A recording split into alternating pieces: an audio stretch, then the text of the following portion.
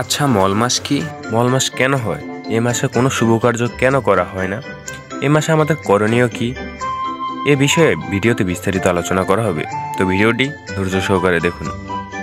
হিন্দু ধর্মানুসারে সূর্য ও চন্দ্রের অবস্থানের উপর নির্ভর করে বর্ষপঞ্জি তৈরি করা হয় এবং চন্দ্রপথকে 28টি ভাগে ভাগ করা হয়।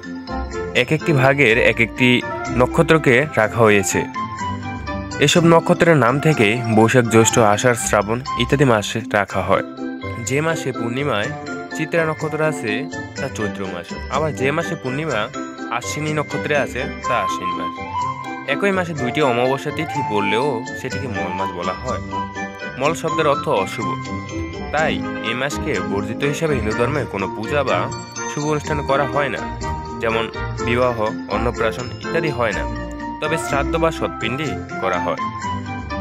কিন্তু অপরদিকে বৈদিক কর্মকাণ্ডের জন্য এটি শুভ না হলেও পারমার্থিক কর্মকাণ্ডের জন্য এটি শুভ।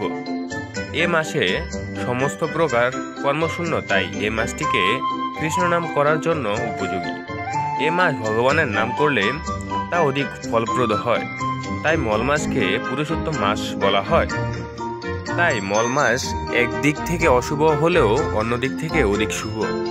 পৌষ মাস বাদে অন্য সকল মাস মল মাস বা পুরুষোত্তম মাস পড়তে পারে। প্রতি 3 বছর পর পর করে মল মাস পড়ে, আর প্রতি 19 বছর পর পর আশ্বিন মাসের ভাগ্য জোটে মল মাস তকমা, আর সেই বছরে পিছিয়ে যায় দুর্গাপুজো।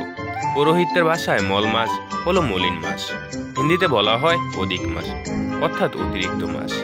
এ মাস যেহেতু কোনো পালনীয় তিথি থাকে না, তাই এ মাস কোনো বৈদিক কর্মকাণ্ড হয় না, সেজন্য এই মলিন মাস বা মল মাস বলা হয়। এ বছর মল মাস কোনটি? এ বছর অর্থাৎ 1427 সাল আশ্বিন মাস থেকে ইংরেজি 17 সেপ্টেম্বর থেকে 16 অক্টোবর পর্যন্ত মল মাস।